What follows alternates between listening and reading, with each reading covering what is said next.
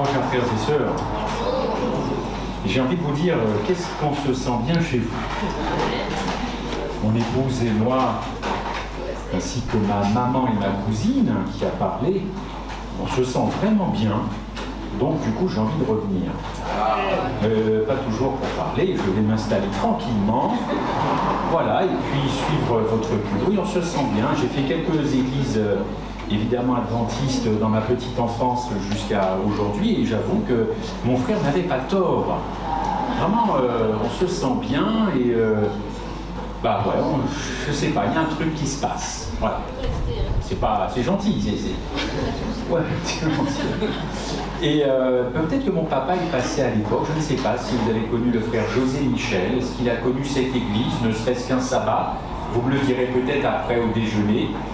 Papa sillonnait aussi un petit peu la Guadeloupe pour des campagnes ou pour tout simplement prêcher. Et quand il ouvrira les yeux, il verra ces deux garçons. Il verra aussi Jean-Marc, parce que quand j'ai pris le baptême, comme on dit, 98, papa savait que j'étais revenu à l'évangile, sauf qu'il ne le savait pas pour mon frère. Donc, je crois pouvoir dire que, et j'aimerais bien que quand il ouvre les yeux, il voit d'abord mon frère, plutôt que moi. Parce que moi, il a su que je m'étais fait baptiser, que j'étais revenu à l'évangile et que mon épouse m'avait accompagné le même jour dans les eaux du baptême. C'est rare, hein, vous avouerez quand même, hein, l'époux et l'épouse le même jour.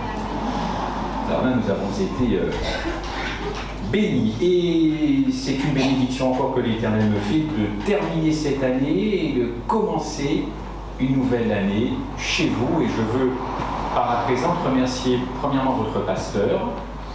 J'aurais aimé faire sa connaissance ce matin, ce sera partie remise, comme on dit. Remercier encore une fois la famille Rinaldo qui a pris l'initiative avec Guylaine de me faire venir. Remercier vos anciens, Stéphane, avec qui j'étais en contact. Et remercier beaucoup le ou la sœur qui s'occupe de la vidéo, parce que à quelques heures de décalage, on m'a dit qu'il faut absolument regarder ça. Donc j'ai envoyé les liens et on me dit que depuis mercredi soir, tout se passe bien. Donc merci encore pour votre accueil et votre chaleur. J'ai particulièrement aimé les témoignages. J'avoue que c'était une très bonne idée. Peut-être de faire un peu d'impasse sur le DS pour une fois. Je vois Danitza, que j'ai connu en métropole, qui est venue vivre ici. J'ai rencontré plein de personnes de là-bas qui sont ici maintenant. L'église de Rennes, que je connais bien. Hier, j'avais Morgane au téléphone. Ouais, on a longuement parlé. Donc, je suis quelqu'un qui aime, je crois que l'Éternel m'a fait cette grâce, d'aimer communiquer aux autres. Voilà. D'aimer communiquer et surtout de relier les uns aux autres. Je vous parlais de réconciliation hier soir. C'est le moment ou jamais. C'est le moment ou jamais. Voilà. Mais bon, je vous dis tout de suite, et j'ai aussi des défauts. Heureusement, enfin non, je ne sais pas si c'est heureusement, mais en tout cas, ne croyez pas que vous avez un saint. Enfin, je suis animé par un sujet que je vais partager avec vous. J'ai changé un petit peu mon fusil d'épaule ce matin, au soleil levant, au gosier, ce soleil qui se lève, cette douceur. Et j'étais en train de parler à Dieu, de réfléchir, de relire mon texte. Et donc je veux croire que l'Éternel et son Saint-Esprit surtout m'accompagnera. Le monde, Béatrice, de Vieux-Bourg, frère aussi. Il y a des amis de Vieux-Bourg qui sont là. Car c'est une église Vieux-Bourg que je connais beaucoup, que j'aime beaucoup et que j'affectionne beaucoup, qui m'a accueilli à une époque de ma vie ecclésiale. Je n'en dirai pas plus, mais ils connaissent très bien tout ça. Le monde a été jadis puissamment secoué. Attendez-vous à être secoué. Hein. Vous êtes prêts, vous êtes équipés. Je vais le faire avec beaucoup de pédagogie et d'amour. Mais il faut être secoué. Le monde a été jadis secoué sur ses bases par un petit groupe d'hommes, 12 je crois, venus de Palestine. Ils se sont fait des ennemis partout où ils passaient, car ils étaient porteurs d'un message bouleversant pour le monde. Le mot à l'origine de ce message, qui embêtait tout le monde, agapé. Agapé, agapéo en grec. Peu connu à l'époque du monde gréco-romain. Agapé veut dire amour. Amour. C'est un mot qui a séparé d'entrée de jeu le monde en deux camps. Et aujourd'hui encore, le monde est séparé en deux. Et l'Église aussi peut être séparée en deux à cause de rien qu'un mot. Il n'y a pas 36 choses qui séparent les églises où un mot seulement suffit, et dans ce mot, vous y mettrez tout ce que vous voulez. Un mot. Les uns contre les autres. Ceux qui acceptaient ce mot étaient transformés. Ils étaient prêts à perdre leurs biens, à endurer la prison, la torture, la mort, rien que sur ce mot agapé. Ceux qui s'opposaient à ce mot devenaient véritablement des ennemis de ces gens-là, des persécuteurs. Personne ne reste indifférent devant ce mot. Et vous ne serez pas indifférent devant ce mot à l'issue du culte. Agapé, n'est-ce pas? Ce mot est explosif et il est à l'opposé de la conception classique de l'amour au sens où on l'entend traditionnellement, ici ou là, n'est-ce pas? Alors, non pas que les gens n'avaient pas de sentiments en eux, non pas que ce mot est venu initier le nouvel, non, les gens s'aimaient. Les gens s'aimaient. Depuis l'Éden, les gens s'aiment. Mais il y a quand même quelque chose dans ce mot qui est explosif. Alors, chers amis, il y a trois raisons pour lesquelles nous devons bien comprendre ce qui se passe dans ce monde, dans ce qui arrivera. Nous avons les textes pour ça. Quand on entend parler de l'amour de Dieu, déjà parce que c'est le thème central de la Bible, de l'Ancien Testament au Nouveau Testament, du chapitre 1 à la création au chapitre 22 de l'Apocalypse, moi je ne vois que le mot agapé, amour. Peut-être qu'il y a d'autres choses à voir, je vous confesse que oui, mais j'aime bien sortir celui-là. C'est le thème central. Impossible de connaître Dieu si on ne sait pas qu'il est amour. Premièrement. Ensuite, parce que pour moi, l'amour, c'est le cœur de la grande controverse, dans ce conflit cosmique que nous, adventistes, nous aimons parler. Le cœur du conflit cosmique entre Dieu et Satan, depuis l'Éden jusqu'à la fin, c'est l'agapé. Alors vous allez me dire, mais tu oublies les prophéties. Non, pas du tout. Je suis en plein dedans. En plein dedans. Le cœur de la grande controverse entre Dieu et Satan, c'est l'amour. C'est aussi la gloire de Dieu. Et puis enfin, parce que comment comprendre l'évangile qui est prêché si on ne comprend pas l'amour de Dieu? Et surtout si on ne ressent pas cet amour. Vous savez, le mot amour, c'est un mot qui est très galvaudé. J'aime ma femme, j'aime mon chien, j'aime le coca, j'aime les belles voitures. Enfin, c'est très pauvre en français le mot amour. En anglais, il y a déjà une distinction entre like et love. Vous voyez, les anglais sont déjà plus évolués. Like, c'est réservé aux choses. Love, c'est l'amour humain. Mais moi, j'aime mon chien, j'aime ma femme, j'aime le soleil. C'est le même mot, c'est le même verbe. Or, les choses sont quand même différentes. On n'aime pas son chien comme on aime sa femme. Vous en conviendrez. Alors, il y a eu beaucoup de sermons sur l'Évangile. J'espère que ce ne sera pas un sermon supplémentaire. Mais la réalité, c'est que la plupart des chrétiens n'ont pas saisi cet amour de Dieu. Ils n'ont pas saisi cet amour. Alors on a un problème de vocabulaire, je viens de vous le dire en quelques instants, mais je ne vais pas revenir là-dessus. Je vais quand même vous parler de l'origine de ce mot. Alors, il y a 4 mots en grec qui définissent l'amour, parce que le grec est encore plus fort que l'anglais, qui lui est plus fort que le français. On va commencer par storgé. Vous ferez toutes vos recherches et vous verrez, je n'ai rien inventé. Storgé, c'est un mot qui décrit l'amour familial. Voilà, le frère, le couple avec ses enfants, ils s'aiment d'un amour storgé. Storgé, c'est l'amour familial, les parents vers les enfants vers les parents. C'est comme ça qu'à l'époque, les Grecs concevaient l'amour dans la famille. Storgé. Ensuite, il y avait un autre mot qui définissait le mot amour, c'est philia. Philia qui a donné filiation, qui a donné Philadelphie. Tiens, philia, là c'est le mot grec pour exprimer l'amitié, la camaraderie, la gia. Je sais plus où est le frère, voilà. Donc quand la gia se retrouve, on est des camarades, on est des amis, vous êtes dans philéo, philia. C'est pas pareil que la famille. Je n'aime pas mon camarade comme j'aime mon frère. Biologique, on est bien d'accord. Philia, c'est un mot qui est très noble, hein.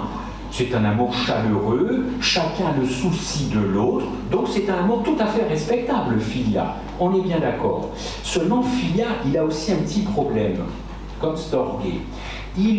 c'est un amour conditionnel, car il est fondé sur des choses que l'on partage. Et on a compris que quand on ne partage plus, ou peu, ou moins, ça y est, cet amour-là est en train déjà d'être impacté. Vous me saisissez, vous me suivez? Très bien. Eros. Alors là, Eros. Eros, vous avez tous entendu parler de ce dieu de la mythologie. Eros, c'est l'amour physique, charnel, sexuel, entre deux personnes de sexe opposé, n'est-ce pas? Eros, ça a donné érotisme. Eros exprime la passion, les sentiments. L'éros, ça peut aussi se manifester sous un coup de foudre. Vous voyez un petit peu comment ça se donne. Un coup de foudre.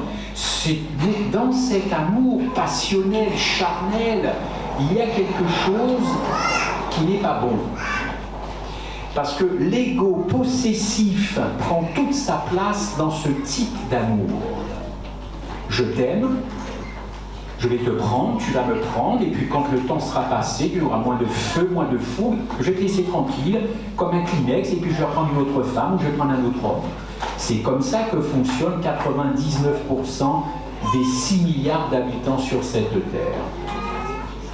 N'est-ce pas? C'est un amour conditionné par une passion érotique. C'est un amour puissant. C'est un amour qui unit les gens. La preuve, on fait même des bébés avec Eros, oui ou non? Puisque c'est un amour sexuel. Ah, pourquoi ce serait mauvais en soi? Dieu n'a pas dit de remplir la terre? Oui ou non? J'entends qu'il y a des familles à 5, 6, 7, 8, 9, 10. Ben alors c'est très bon l'amour Eros. Et c'est un amour qui est puissant, qui est mis, mais attention, il nuit les femmes, les familles, mais attention à cet amour, j'y reviendrai. Et puis le mot agapé. Agapé, ça c'est l'amour de Dieu. C'est l'amour divin.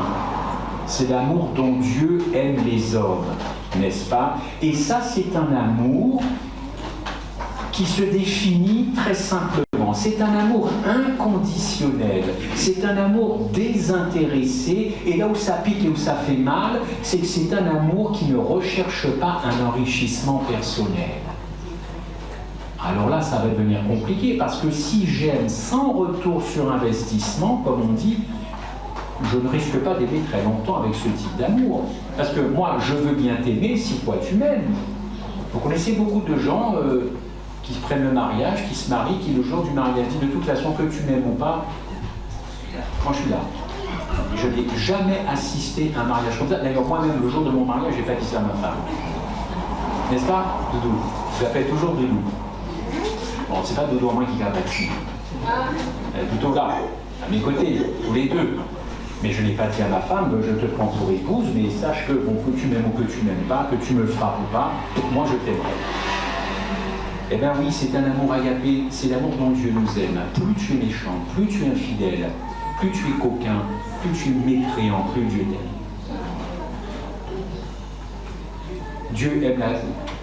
Dieu aime la racaille, Dieu aime la pourriture de la race humaine. Il aime la pourriture. Plus tu es pourri dans ton cœur, plus ses bras sont ouverts.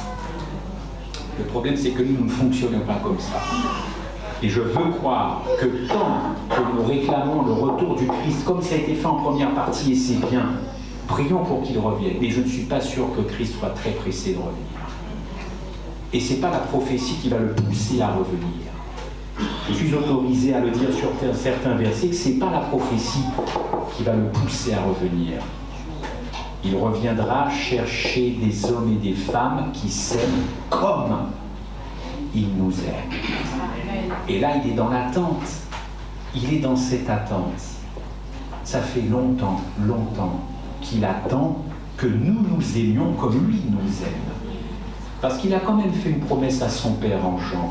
Il a dit que nous finirons par nous aimer comme lui aime son Père et comme Dieu a aimé Jésus-Christ. Alors si vous arrivez 2 secondes dans votre vie à mesurer combien Dieu a aimé Jésus-Christ, Jésus nous fait cette promesse que nous allons nous aimer comme ça. Dit fait. Ça va donner beaucoup de feu dans les églises, dans les chaumières, dans les maisons. Mais la question qui fait mal et qui brûle, c'est est-ce qu'on en est là? Eh bien non. Et je crois qu'à un moment donné, il faudra arrêter de dire non. Et c'est Dieu qui fera ça dans nos vies. Agapé, un amour sans condition, que tu sois belle, que tu sois moche, avec 2 yeux, un seul bras, tu n'as même pas de tête, ce n'est pas grave, je t'aime. Tu n'as pas d'argent, je t'aime, tu n'as aucune situation, ton nom ne me dit rien, je t'aime. Sans retour sur investissement, sans calcul. L'amour agapé n'a pas besoin de choses pour être aimé. Cet amour-là se donne gratuitement. Alors vous comprenez que les Grecs n'aimaient pas cet amour-là. Jamais les Grecs n'auraient pu imaginer un tel amour. Il y a Eros, il y a Storgé, il y a Philia, ça suffit. Il y a tout ça pour faire un monde. Qu'est-ce que vous venez nous parler d'un amour inconditionnel? Les gens ne peuvent pas s'aimer s'il n'y a pas un retour, un aller-retour. Ça n'existe pas. Dieu est venu dire si ça existe. Et je vais vous envoyer la meilleure preuve que ça existe. Quelle est cette meilleure preuve? Jésus-Christ. Donc je ne suis pas en train de prêcher une nouvelle théorie, je ne suis pas venu avec une nouvelle doctrine. Ma meilleure preuve, c'est le Christ, qui nous a aimés de façon inconditionnelle, sans retour. Moins je l'aime, plus il m'aime. Son amour est constant, fidèle, l'alliance. Fidélité, fidélité, fidélité, jusqu'au bout, jusqu'au bout, jusqu'au bout. Paul l'a dit, l'amour de Christ me presse, m'empresse, m'étreint, me serreint. Jamais je ne lâcherai, jamais je ne te lâcherai, jusqu'à ton dernier souffle. Je serai là. Dieu est amour. 1 Jean 4,8, vous connaissez ce texte. Jean avait le choix. L'apôtre Jean aurait pu prendre tous les autres mots que j'ai cités. Non, non, non, non, non. Jean a voulu prendre agapé. Agapé. Donc quand vous lisez 1 Jean 4,8, en grec, c'est Dieu est amour. Deus es agapéo. Deus es agapéo. Dieu est amour. Seulement, ça ne plaisait pas aux païens, ça ne plaisait pas aux Grecs. Alors Platon, qui est un disciple de Socrate, il a pris le terme éros, et comme pour les philosophes, le sexe, tout ce qui est au bas de la ceinture, ça ne leur plaît pas trop. Alors comme ce sont des philosophes et des penseurs, ils se sont dit, bon, on va créer un autre amour. Un amour céleste. Pour quitter un petit peu le bas de la ceinture, puis monter un petit peu dans les hauteurs. Un amour céleste. Alors à côté de l'amour éros, eh bien, Platon, Socrate ont créé un amour céleste. Alors là, c'est noble. Alors là, c'est autre chose. Et cet amour éros céleste, c'est l'amour qui cherche Dieu. Ah, c'est merveilleux. Alors, on a un amour qui cherche Dieu, qui se détache du charnel pour aller à la rencontre de Dieu. Et ils vont capitaliser là-dessus, les Grecs. Ils vont aller à fond la caisse sur l'éros céleste. Ah, c'est chouette, c'est l'homme qui cherche Dieu, le céleste est beau, c'est la forme d'amour la plus élevée qu'un homme puisse atteindre. Seulement, pour les disciples, rien du tout, rien à faire avec cet éros céleste. Nous, c'est agapé, parce que nous suivons un homme qui nous a appris l'agapé et qui veut que nous nous aimions d'une façon avec l'agapé. Alors, très rapidement, quelles sont les 3 grandes caractéristiques de ce mot agapé, n'est-ce pas? Et c'est là que je vous ai dit de vous accrocher un petit peu, parce que ça risque de faire mal parfois.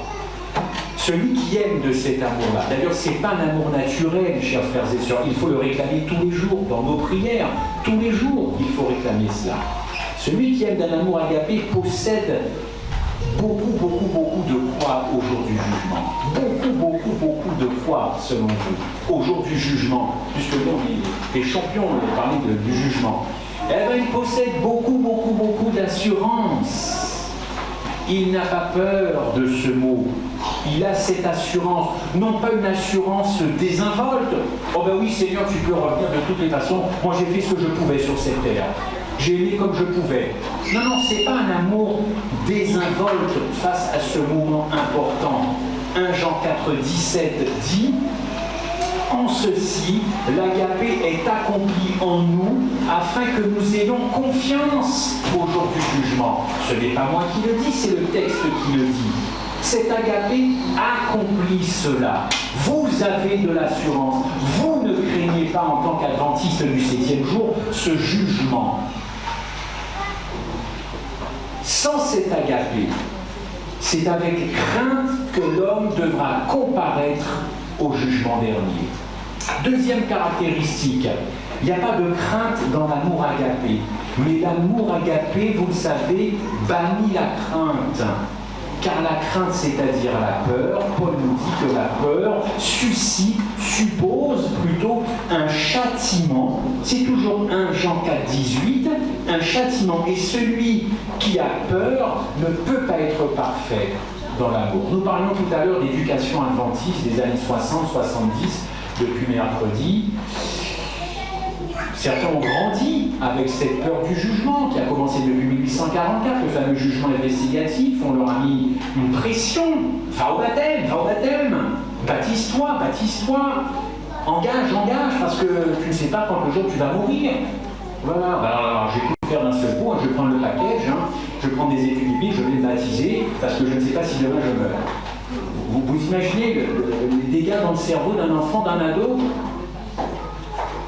On baptise de plus en plus tôt, je crois, maintenant chez nous. Avant, on attendait un petit peu. Maintenant, c'est 8, 9 ans, 10 ans. Surtout en se disant que si on ne baptise pas, après, si on ne baptise pas, il ne faudra plus jamais se faire baptiser. Ben, qu'est-ce qu'on en sait? Vous en savez quoi? Je suis revenu à l'évangile à 31 ans. Qui c'est qui peut dire quelqu'un, si on ne le baptise pas aujourd'hui, il va être déçu, il ne devra plus jamais se faire baptiser? Ben, vous êtes des devins, alors. Il y a des boules de cristal qui traînent quelque part dans le foyer. On ne vient pas à l'éternel par le baptême parce qu'on a peur d'être perdu ou pour la récompense d'aller au paradis. Ou parce que si on meurt demain, on ne sera jamais baptisé. Qu'est-ce qu'on en sait? Mais on n'en sait fiche rien. Mais on le fait parce que on a peur d'être redevable à l'éternel, de ne pas avoir baptisé. Je ne sais pas, moi, je ne suis pas dans le secret de tous ces papiers-là, mais moi ce que je sais, c'est qu'il n'y a pas de crainte dans l'amour. Un évangile bien présenté, on prend le baptême avec douceur et délice, on n'a pas la pression des parents. Douceur, délice. Il n'y a pas de crainte dans l'amour agapé, 1 Jean 4, 18. Troisième petit commentaire sur cet amour, on peut tout faire, n'est-ce pas? On peut tout faire, mais si on n'a pas cet amour agapé, de grâce, relisez 1 Corinthiens 13 en 2023. 1 Corinthiens 13, c'est le plus bel hymne à l'amour agapé dans la Bible. Et c'est coincé entre le chapitre 12 et le chapitre 14. Et je voulais prêcher ce matin là-dessus, mais j'ai été redirigé. Le chapitre 12, c'est les dons. C'est les dons spirituels. Et puis le chapitre 13, je crois que c'est autre chose. Et comme par hasard, il n'y a pas d'hasard, le chapitre 13 vient au milieu pour dire, attendez les Corinthiens, vous pouvez faire tout ce que vous voulez, soulever des montagnes. Oui, chapitre 13, c'est les prophéties. 12 les dons, 13 les prophéties. Boum, Paul met pile au milieu l'agapé. Pourquoi? Parce qu'il savait que les Corinthiens aimaient beaucoup les dons, et qu'ils étaient très versés dans les prophéties. Mais que dit 1 Corinthiens 13? Tu peux faire tout ce que tu veux sur cette terre, si tu n'as pas cette qualité d'amour en toi, ça ne vaut rien. Ça, c'est un truc à nous empêcher de dormir, 1 Corinthiens 13. Mais je ne suis pas sûr que ça nous empêche de dormir. 2 exemples pour que vous compreniez l'amour humain qui va à la recherche de Dieu. Dans toutes les religions sont basées sur ce principe, c'est l'homme qui cherche Dieu, oui ou non? Souvent j'entends des fois, je suis tout seul adventiste, je ne dis pas parce qu'il y a une sœur qui est la seule, mais je suis tout seul dans ma famille, je suis le seul adventiste, j'ai cherché Dieu, je me suis fait baptiser, j'ai lutté contre vents et marées. Sous-entendu, dans un petit coin de la pensée, j'ai quand même un petit peu de mérite. En plus, je me suis fait chier chez moi. Ça rajoute un peu du pathos. On va pleurer, tu t'es fait. Je force le trait. Tout ça pour vous dire quoi? Que les personnes ici, ni moi, nous n'avons cherché Dieu. Ça n'existe pas, l'homme qui cherche Dieu. Et s'il y a quelqu'un qui a cherché Dieu, il faut vite qu'il vienne me voir, parce que moi, je vais refiler les tuyaux à mes amis. Je n'ai jamais cherché Dieu, c'est Dieu qui s'est présenté à moi. Alors, écoutez, je recommande qu'il y a quand même une parabole qu'on connaît dans la Bible, c'est le bon berger. Attendez, dites-moi, c'est bien le bon berger qui va à la recherche de ses brebis? Ou c'est la brebis qui cherche le berger? Dans la Bible, c'est quoi? C'est le berger, dis-moi, c'est bien ça, donc c'est pas la brebis qui cherche son berger, donc nous ne cherchons pas Dieu. C'est Dieu qui nous cherche. Ok? Voilà. C'est le bon berger qui laisse ses 90 autres brebis, d'adraque le perdu, pareil, l'enfant prodigue, c'est d'abord le Saint-Esprit qui vous touche. C'est d'abord le Saint-Esprit qui vous touche. Nous n'avons aucun mérite, nous n'avons pas trouvé Dieu. N'essayons pas encore de s'accaparer certaines choses que Dieu avait déjà mis et placées en Christ pour nous. Il y en a marre de s'attirer tout le temps la lumière vers soi, toujours dire moi j'ai cherché, moi j'ai... Non, toi tu n'as rien fait. C'est moi qui ai tout accompli à Golgotha. Alors ne viens pas me raconter ta science. Image? Est-ce que c'est possible? Roussel est tellement en réactivité que j'ai envoyé un truc tout à l'heure, c'est déjà, ça va partir. Hein Stéphane? Regardez cette image, elle vient du sud-ouest de la France. Sud-ouest de la France cet été, quand je voyage avec mon épouse, est-ce que tu peux la mettre un petit peu plus grand? Parce qu'il y a quand même un détail, mais il y a trop de luminosité. J'ai trouvé ce Christ sur la croix particulièrement touchant. Alors on va me dire, oui, mais il n'est plus sur la croix. Il est dans le sanctuaire céleste. Oui, mais enfin, avant d'être dans le sanctuaire céleste, on l'a été sur la croix. Ok? Et la croix est dans le sanctuaire. Ne mettons pas la charrue avant les deux. Ce Christ, qui n'est plus sur la croix, mais que l'on voit, est particulièrement rouillé. Regardez le torse, regardez les jambes et les pieds, rouillés par le sel marin, car c'est un Christ qui est du côté de Collioure, pour ceux qui connaissent les Pyrénées orientales. Bon, moi je l'ai là, le Christ sous les yeux, il est vraiment rouillé par le sel marin. Et j'ai trouvé cette image merveilleuse et je l'ai pris en photo, je l'ai mis sur la page Facebook de mon association, tout simplement pour dire que plus le Christ est rouillé, plus je me sens mécréant, médiocre. Parce que ce regard porté sur l'horizon sous un ciel très très bleu, je me suis dit, qu'est-ce que ce Christ n'a pas fait? Et bien qu'il ne soit plus sur la croix, c'est une représentation humaine, ça a été fait par des hommes, et bien la rouille est venue prendre cette statue, si vous voulez appeler ça comme ça. Je laisse à votre imagination, pensez ce que vous voulez. Moi j'ai vu l'horizon, j'ai vu le temps qui passe, et nous marquons ce matin ce temps qui passe, 2022 est passé très vite. Voilà, cette rouille elle est pour moi, cette rouille m'a sauvé. Et si ce Christ n'était pas sur cette croix, alors je pense que je serais vraiment perdu. Cet amour agapé ne meurt pas. L'amour agapé ne meurt pas. Et pour que vous compreniez peut-être mieux l'amour humain qui va à la recherche de Dieu, toutes les religions étant basées sur ce principe, regardez au Vatican, regardez à la Mecque, regardez à Jérusalem, tous les lieux de pèlerinage dans le monde entier, tous les lieux de pèlerinage en Yougoslavie, ex-Yougoslavie, on va à la recherche de Dieu, on fait des processions, on porte une croix. Alors que le Christ est proche, il n'a pas besoin de tout ce spectacle, n'est-ce pas? Plus tard, Paul était obsédé par ce grand principe de l'agapé, la parole est près de toi. Ne va pas chercher la parole en métropole, je sais où, à Rome ou ailleurs, elle est là, ta parole. Romains 10, verset 8. Ensuite, notre amour humain cherche toujours à s'élever. L'enfant qui a 11 ans va dire qu'il a bientôt 12 ans. Un Premier ministre cherchera à être président, oui ou non? On n'a jamais voulu, on n'a jamais vu d'ailleurs. Non, je garde ça pour moi. Agapé, l'agapé démasque l'aspect égocentrique des autres formes d'amour que nous venons d'énumérer, philéo, n'est-ce pas, storgé, eros. Agapé vient démasquer au fond toutes les motivations que nous avons dans notre cœur et que nous n'osons pas avouer. C'est ainsi d'ailleurs que l'humanité découvrait ce qu'elle avait qualifié d'amour, mais cet amour en fait n'est que de l'égoïsme, recouvert de vernis, et face à l'agapé, mon cœur est nu, et mon cœur est en problème, parce que l'agapé c'est comme un miroir, ça vous renvoie exactement comment vous traitez les gens, les époux, les épouses, les enfants, les patrons, les salariés, s'il y a des chefs d'entreprise ici. Eh ouais, l'agapé, c'est pas qu'à l'église le samedi matin, c'est tous les jours dans toutes mes relations sociales. On parle de témoignages, nous les adventistes. Quel témoignage on laisse, hein, je crois, c'est ça. Bah écoutez, commençons par nous aimer d'une manière inconditionnelle, sans je te rends service, Mais peu importe que dans 3 mois, tu me rendes service. Je ne vais pas te rendre service parce qu'un jour, je pense que j'aurai le retour d'appareil. Mais nous fonctionnons comme ça. Nous fonctionnons comme ça. Combien sont ceux qui rendent la dîme, non seulement parce que c'est obligatoire, mais qui pensent qu'à la fin de l'année, le trésorier peut dire à son pasteur, fidèle, fidèle celui-là, bientôt les nominations. Ou alors, pas trop fidèle. Bon, bah alors donc c'est pas forcément un nom qui va ressortir. Qui rend toujours la dîme d'un cœur joyeux? Surtout quand la fin de mois est compliquée, puisqu'on nous annonce la fin de l'abondance partout. La motivation, chers amis, la motivation. Alors les disciples, ils ont refusé d'utiliser ce mot Eros, ça n'intéressait pas. Dieu est agapé, Dieu est agapé. La première chose que Satan a attaqué dans l'église du Christ, c'est quoi? C'est l'agapé. Ça a commencé en Éden.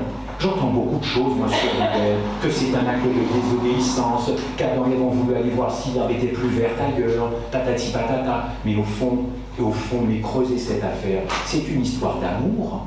Quand vous aimez quelqu'un, vous avez l'intention de la trahir, de lui désobéir? Non. Ce geste-là, d'aller prendre ce fruit, aussi, ok, c'est de la désobéissance, mais cette femme, Ève, elle est sortie d'une zone d'amour, car ils ont été fraîchement créés dans les mains du Créateur. Il y avait beaucoup d'amour, beaucoup de grâce. Et pourquoi elle est allée voir ailleurs? Elle est sortie d'un environnement. Et voilà, ça a été terminé. J'aime bien quand on prêche sur ce qui s'est passé, la désobéissance en Éden, mais avant tout, c'est un acte d'infidélité. Alors oui, Satan a attaqué ça, il a réussi, bien entendu. Et il n'est pas le seul à avoir voulu attaquer cet amour agapé, parce qu'Adam et Ève s'aimaient d'un amour inconditionnel, bien entendu. On a Marcion, qui est un père de l'Église catholique, il a été le premier à vouloir attaquer l'agapé. Ils attaquaient tous les gens qui parlaient d'agapé. Il les trucidait, il les persécutait. Non, il ne faut pas parler d'agapé, c'est un amour qui n'existe pas. Alors c'est pas la peine de l'écrire ou de le prêcher, il y a d'autres amours. Alors utilisez, non, alors Marcion a tout fait. Ensuite c'était Origène, qui a aussi, et puis ensuite Saint-Augustin au IVe siècle. Tous ces gens-là, tous ces pères de l'Église catholique romaine, tous ces piliers, ils n'y sont pas arrivés, mais ils ont quand même réussi quelque chose. Saint-Augustin, on dit Saint-Augustin, Augustin d'Hippone finalement. L'éros charnel, ça ne lui plaisait pas. Alors il a pris Eros, il a pris agapé parce que les disciples commençaient à parler beaucoup d'agapé, il a pris ces deux mots, Eros et agapé, et ça a donné un nom. Charité. Et ça pour moi, Émilie le sait comme d'autres, c'est vraiment ce qui tue l'évangile. Parce que nous fonctionnons avec ce mot charité qui est entré dans le christianisme, qui est entré dans la chrétienté, mais c'est un mot qui n'existe pas dans la Bible. Mais dans nos traductions en français, c'est marqué charité. Moi, je vous fais une petite confidence. Mon manuel, un doudou, le cantique hymne et louange, vous me trouverez dans nos cantiques à la maison, jamais le mot charité. J'ai pris un gros stylo noir, j'ai barré, j'ai rayé charité et j'ai remplacé par agapé. Parce que charité, c'est un mot diabolique. C'est un mot qui a été créé par Satan. Eros plus agapé égale charité. Les disciples n'ont jamais employé le mot charité. Or, le mot charité, ça passe très très bien, n'est-ce pas? Ça passe bien, j'ai encore vérifié la définition du mot charité hier. Ça passe très bien. Quelqu'un qui est charitable, on ne va quand même pas le critiquer. C'est qu'il fait des bonnes œuvres, c'est qu'il aime son prochain. Mais enfin, comment peut-on s'attaquer à charité? C'est un mot diabolique. Parce que ça vient complètement dénaturer le sacrifice de Christ. Dieu n'est pas charitable, Dieu est agapé. Jamais Dieu n'a été charitable. Alors ça a fonctionné. Caritas. Il y a même une association humanitaire qui s'appelle Caritas. C'est l'Église catholique romaine. C'est bien ce qu'ils font, hein. Aider les pauvres, l'orphelin, c'est très très bien. Je ne conteste pas cette affaire-là. Je vous parle d'un mot qui a détruit l'Évangile. Je ne vous parle pas des gens qui ont ça dans le cœur mais ce mot a détruit l'évangile. Parce qu'à force de voir la charité partout, il est où l'agapé? Parce que la charité, elle a aussi de mauvaises intentions. Quelqu'un qui peut être charitable a peut-être des idées aussi derrière la tête, des idées de reconnaissance, des idées de retour sur investissement. Oh, les plus grands hommes chrétiens charitables, qu'ils soient musulmans, bouddhistes, tout ce que vous voulez, ils ont fait des choses bonnes, mais dans le secret de leur cœur. Est-ce que tout ça s'était fait sans condition? La charité, c'est une vertu qui porte à désirer et à faire le bien d'autrui, n'est-ce pas? C'est donc un acte expiré par l'amour du prochain. Dans le langage des théologiens, ça désigne à la fois l'amour pour Dieu, pour lui-même et du prochain comme créature de Dieu.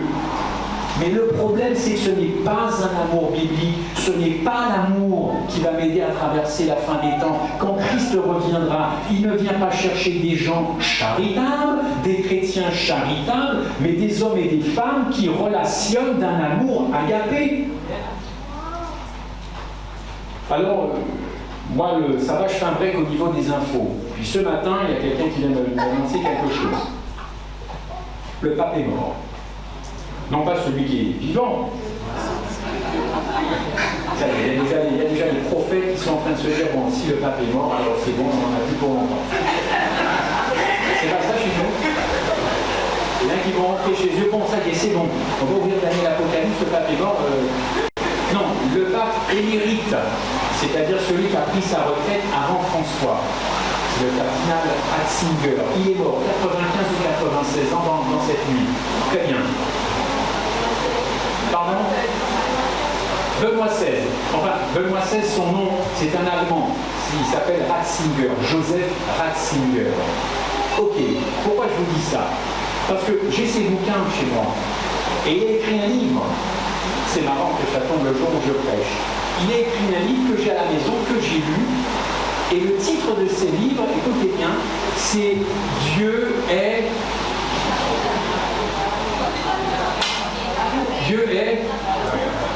charité. Vous le trouvez en librairie. J'ai été déçu, mais c'est normal. Deus est caritas, c'est le titre de son livre. Ratzinger a beaucoup écrit sur Jésus de Nazareth. Et quand il a fait ce livre-là, j'ai voulu savoir quelle était la profonde pensée de la théologie catholique romaine sur l'agapé et sur la charité. Alors, rien que le titre, j'ai été déçu, mais c'est dans la logique de nos amis catholiques. Parce que la charité est venue supplanter l'agapé. L'agapé, c'est bien, mais c'est trop compliqué, c'est invivable de vivre avec quelqu'un qui ne vous aime pas. C'est invivable de supporter quelque chose comme ça tout le temps, tout le temps, tout le temps. Donc charité, c'est plus acceptable. Deus est caritas. Oh Seigneur, je me suis dit, pourquoi un homme comme ça, qui a fait des études de théologie dans les plus grands séminaires dans le monde, il n'a pas compris de quel amour tu es animé. Alors il en parle. Mais on est passé de agapé à charité comme on est passé du sabbat au dimanche. Terrible, Deus est caritas, n'est-ce pas? La charité pour les catholiques romains, vous le savez, ce sont les trois vertus, avec l'espérance et la foi. Mais caritas, c'est le concept d'amour, comme je vous l'ai dit, qui domine dans la chrétienté, et dans nos religions, et dans l'adventisme, et ailleurs, et partout, et partout, et pourtant, quand Paul parle d'une apostasie en 2 Thessaloniciens 2, verset 1, moi j'y vois ce conflit entre l'agapé et le reste des autres amours. 2 Thessaloniciens 2, versets 1 à 3. L'apostasie a commencé avec ce conflit Eros-agapé, et demandons pardon à Dieu de fonctionner sous cet amour Eros. C'est malheureux, ça va disparaître. Ça va disparaître, mais jusqu'à quand? Jusqu'à quand ce conflit existera dans mon cœur, Eros-agapé? Mais c'est un drame qui se joue alors que moi je suis tranquillement en vacances. Vous pourriez dire, tout va bien, c'est chouette à profiter, et c'est un conflit qui est dans mon cœur comme dans le vôtre. Alors des fois on écoute ce conflit et on se dit, je ne devrais quand même pas aimer cette personne comme ça. Et puis parfois je fais taire cette petite voix du Saint-Esprit qui dit, bon écoute, de toutes les façons, avec toutes les traces qu'elle t'a faites, prends un peu de distance. Qu'est-ce que j'entends comme mot très souvent chez nous? Protège-toi. Sérieux, protège-toi. Les relations toxiques. Mais permettez-moi de vous dire que Dieu aime les relations toxiques. Hein. C'est marrant que nous n'aimons pas ce qu'il aime. Ben, c'est qu'on n'a toujours pas compris à son amour. Protège-toi, il est dangereux, ce sont des relations toxiques. Eh bien, si Jésus-Christ était là, il fréquenterait ces relations toxiques. Il irait les voir pour lui dire tout le bien qu'il pense d'eux, tout l'amour qu'il a pour eux. Il leur dirait aussi, écoutez, on peut quitter cette histoire de toxicité. Apprenez de moi, venez à moi, et vous allez voir que vous allez être complètement changé. Je ne dis pas non plus que j'apprécie tous ceux qui sont autour de moi. Mais il nous faut vraiment faire des efforts à la fin des temps. Je ne dirais pas comment je pourrais dire ça. Je vous parlais de fréquenter, mais toujours avoir une oreille attentive. Ne jamais se couper des gens. Je sais que ça demandera des sacrifices. C'est pour ça que je vous ai dit hier ou avant-hier que cet amour agapé, ou même tout de suite, ça va nous coûter un peu des fesses. Permettez-moi cette expression triviale. Cet amour agapé, ça va nous coûter très cher d'aller vers des gens, de revenir à l'église, voir des gens qui nous ont fait du mal. Et on n'a pas envie ces jours de joie. Eh bien oui, il faut revenir à la maison. Coûte que coûte, quoi qu'il en coûte. Fréquenter les infréquentables, désirer les indésirables de nos cœurs cachés. Voilà l'évangile.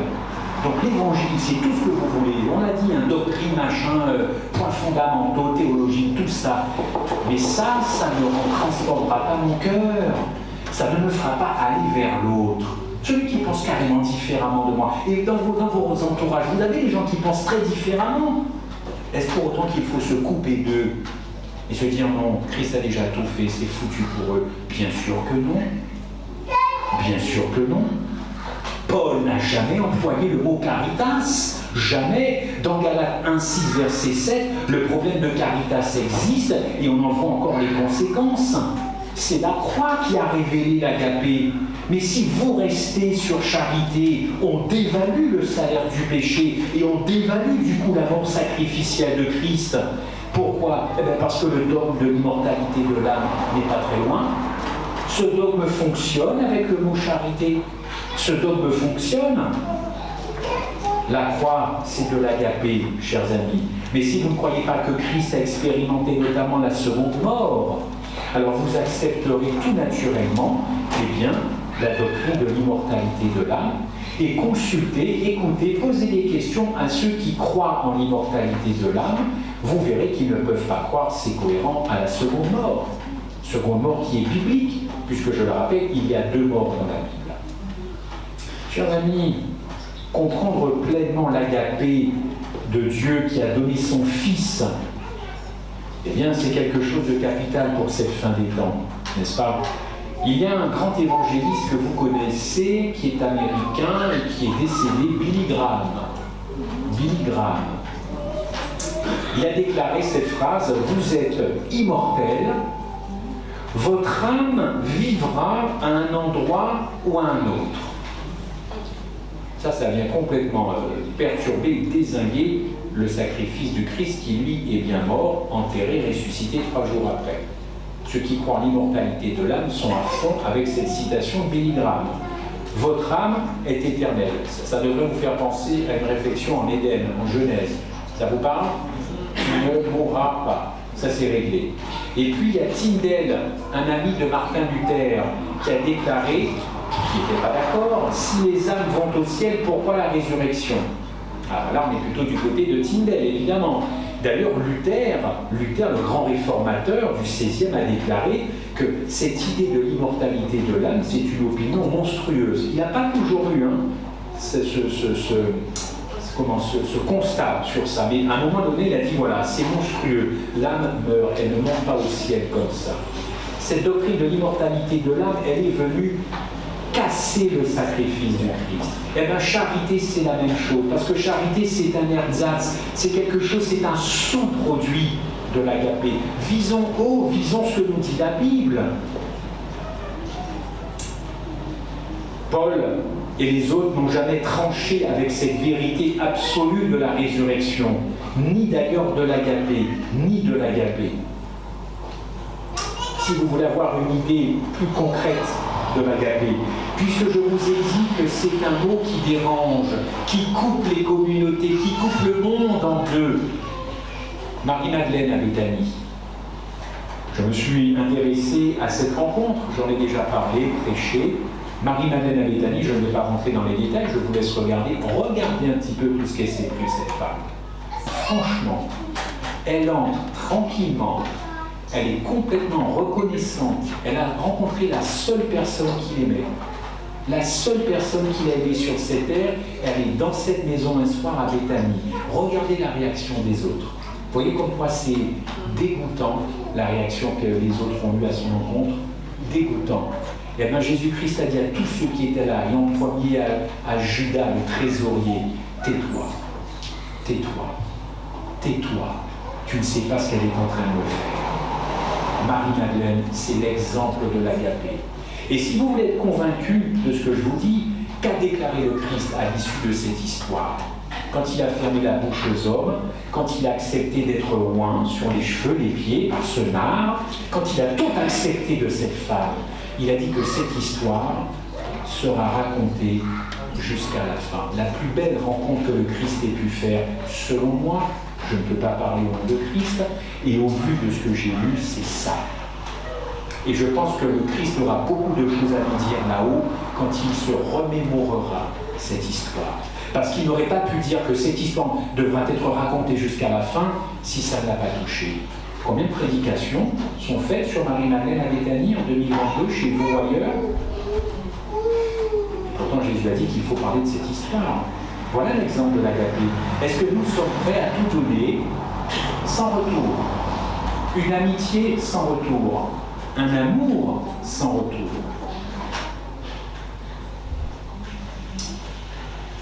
Est-ce que Christ va revenir?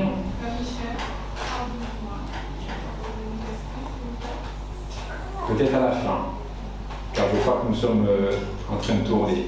Pas de souci. Je crois que nous devons, enfin, il y a tellement de choses qui me passent par la tête, mais j'ai juste envie de vous dire, peut-être pour conclure, je n'ai pas fait attention, Satan a injecté ce poison.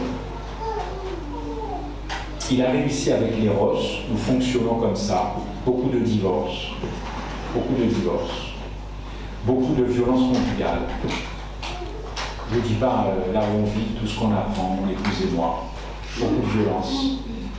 Des comités qui doivent traiter des affaires. Alors si ce n'est pas votre cas, c'est merveilleux. Mais il y a beaucoup de violence, même chez les non-croyants. Ça se tape, ça se gifle. Regardez tous les scandales en France, les gifles d'hommes politiques. Moi, je suis découragé de voir que ce monde, non seulement pense que l'amour a de la valeur, mais que cet amour-là est pourri. Et c'est pour ça que j'ai intitulé mon message ce matin « L'amour pose problème ». Et quelqu'un a réagi en me disant « Mais tu as toujours des titres un peu bizarres. De quoi tu vas parler ?» Mais non, l'amour ne pose pas de problème. On te connaît un petit peu pour prêcher l'amour, et là tu nous dis que ça pose problème. Ben oui, parce que l'amour dont nous nous aimons, ce n'est pas l'amour que Dieu voudrait. Ce n'est pas son amour pour nous, et ce n'est pas l'amour qu'il voudrait pour vous et moi. Alors nous attendons quoi pour changer de logiciel? Qu'est-ce qu'on attend? D'autres personnes qui viendraient prêcher la même chose dans 10 ans, dans 15 ans. En attendant, le Christ est toujours dans le lieu très saint, et il lui tarde de quitter ce lieu très saint pour venir chercher son épouse. Mais si son épouse est encore une demoiselle d'honneur, c'est pas le même statut, une demoiselle d'honneur dans un mariage, oui ou non? Si la demoiselle d'honneur regarde la pièce montée, ou si l'épouse regarde un autre que son futur mari dans l'assistance, quel mariage? Ça commence mal. Chers amis, je vais conclure là. Je ne sais pas si je vous ai convaincu, si le Saint-Esprit a touché votre cœur, mais je voudrais juste vous dire que Satan va s'efforcer jusqu'au bout de pervertir vos sentiments, de pervertir l'amour que vous portez aux uns aux autres. Il va tout faire. Il va tout faire, il va s'efforcer de tout pervertir. Il va faire en sorte qu'on ne comprenne toujours rien de l'amour de Dieu. Et qu'on ne comprenne surtout pas, c'est ce que Dieu nous demande d'aimer comme il aime. Il va tout faire pour qu'on ne comprenne rien et qu'on continue de fonctionner de manière éros ou de manière charitable. Et je le répète, je n'ai rien contre ceux qui ressortent de la charité. Mieux vaut faire le bien que le mal. Attendez, ne transformez pas ce que j'ai dit. Mais ce n'est pas l'amour de la Bible, charité, ce n'est pas l'amour biblique. Dieu ne fonctionne pas avec nous d'une manière charitable. Il a fonctionné et il continue d'une manière inconditionnelle. Or, charité, c'est un amour conditionnel, n'est-ce pas? Alors, l'agapé, ça correspond au renoncement à soi. C'est pour ça que ça ne fait pas plaisir.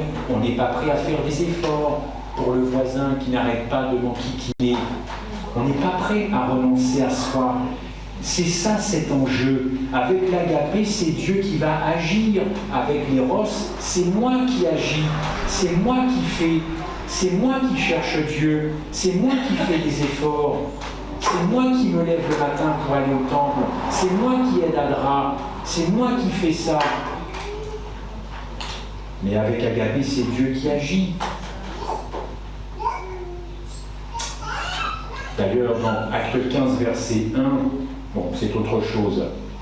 Paul a lutté contre ceux qui pensaient que ceux qui se faisaient circoncire, ils étaient dans les petits papiers de Dieu. Ah bon? Parce que Dieu a demandé la circoncision avec la Nouvelle Alliance, enfin le Nouveau Testament. Ce qui compte, c'est la circoncision du cœur, vous le savez, et non pas la petite opération. N'est-ce pas? Eros, c'est du légalisme, j'en ai parlé mercredi soir, je crois. Si vous fonctionnez avec Eros, vous aurez énormément de mal à vous retrouver au ciel. À traverser ces temps difficiles, compliqués, puisqu'on a eu les témoignages ce matin. Arrêtons de fonctionner avec Eros. Eros, c'est centré sur soi, son propre salut. Je dois sauver ma peau.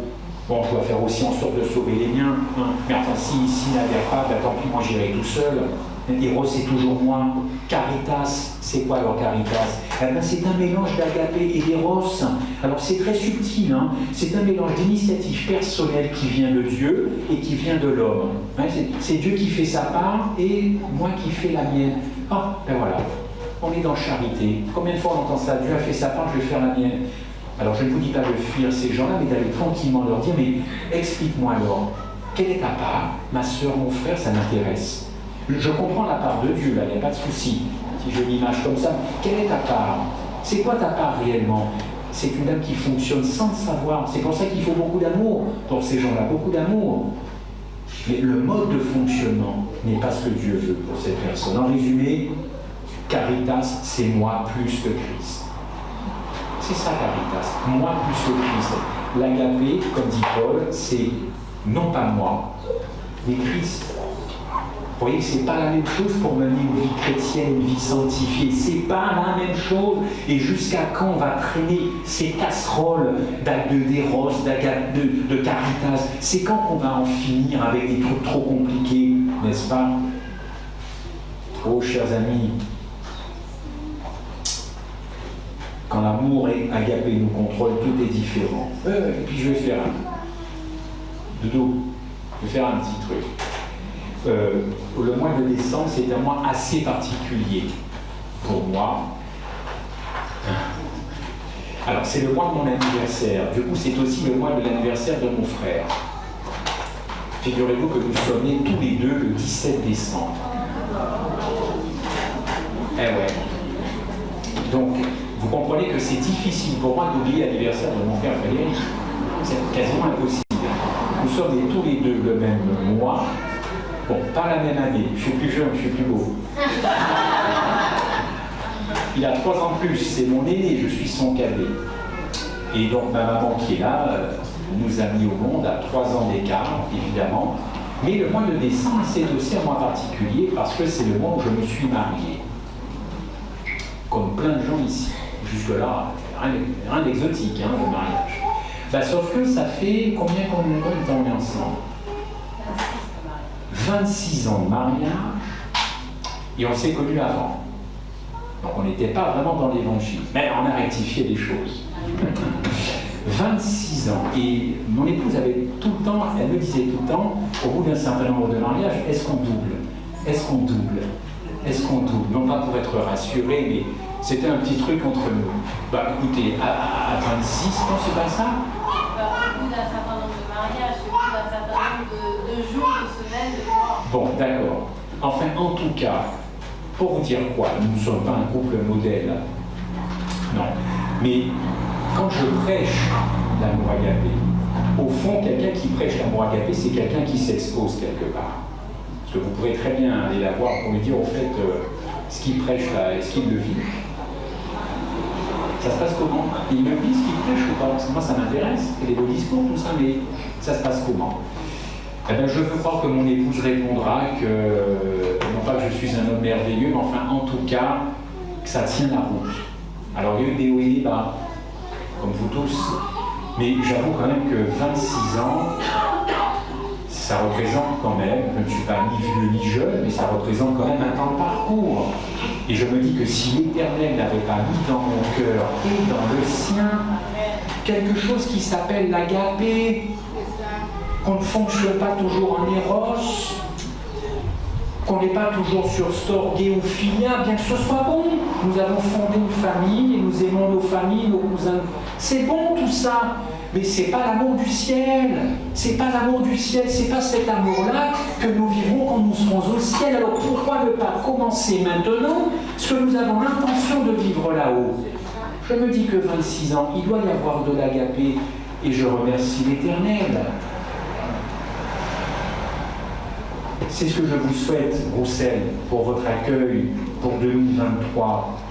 Ne laissez pas Satan s'emparer de vous et de vous faire croire que vos relations comme ça va, ça passe quand même aux yeux de Dieu, puisqu'il suffit de te mettre à genoux, de demander pardon et tu es pardonné.